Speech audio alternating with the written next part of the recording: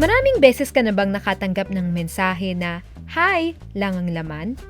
O kaya ng chat na hindi mo sigurado kung galit ba yung nagpadala o seryoso lang? Sa panahon ngayon, malaking bahagi ng ating komunikasyon ay nangyayari sa email at chat. At dahil wala na tayong facial expression at wala na ring tono ng boses, maaaring magkaroon ng miscommunication. At kapag nagkaroon ng hindi pagkakaunawaan, maaaring maapektuhan ang ating mga relasyon, trabaho, at kung paano tayo nakikita ng ibang tao. Kaya naman narito ang ilang simpleng tips para sa mas maayos na email at messaging. Una, gawing malinaw ang subject line o opening ng mensahe. Ito ang unang bagay na nakikita ng tatanggap. At kadalasan, ito ang nagdedetermina kung mabibigyan ka agad ng atensyon o hindi. Ang malinaw na subject line ay nagpapababa ng hindi kinakailangang back and forth at nagpapabilis ng response.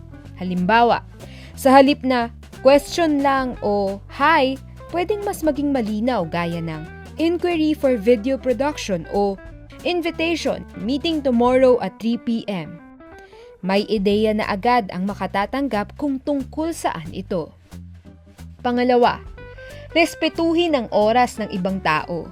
Hindi lahat ng message ay kailangang sagutin agad-agad. At hindi rin lahat ng tao ay available sa oras na magpapadala ka ng mensahe. Maging pasensyoso at iwasan ang sunod-sunod na follow-up kung hindi pa naman matagal ang nakalipas. Pangatlo, basahin muli bago ipadala lalo na kapag may emosyon. Simple lang ito pero madalas nilalaktawan. At kung galit ka o stressed habang kinocompose ang message, huwag munang ipadala. Pakalmahin ang sarili. Isulat mo at isave as draft. At bumalik kapag malamig na ang ulo. Pang-apat, maging malinaw kung ano ang kailangan mo mula sa tatanggap.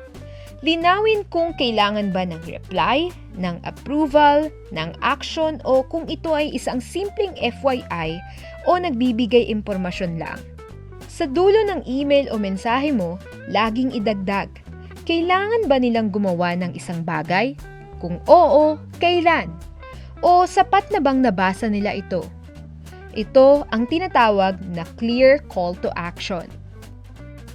Pero sa huli, kapag may hindi ka maintindihan sa mensahe ng iba, huwag agad mag-assume ng masamang intensyon.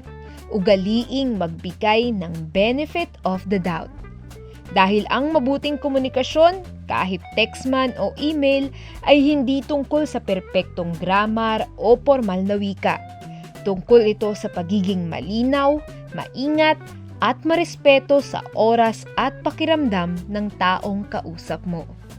Kaya sa susunod na magpapadala ka ng email o message, maglaan ng ilang segundo para gawin ito ng mas maayos. Hindi naman mahirap, diba? Siguradong you can do it!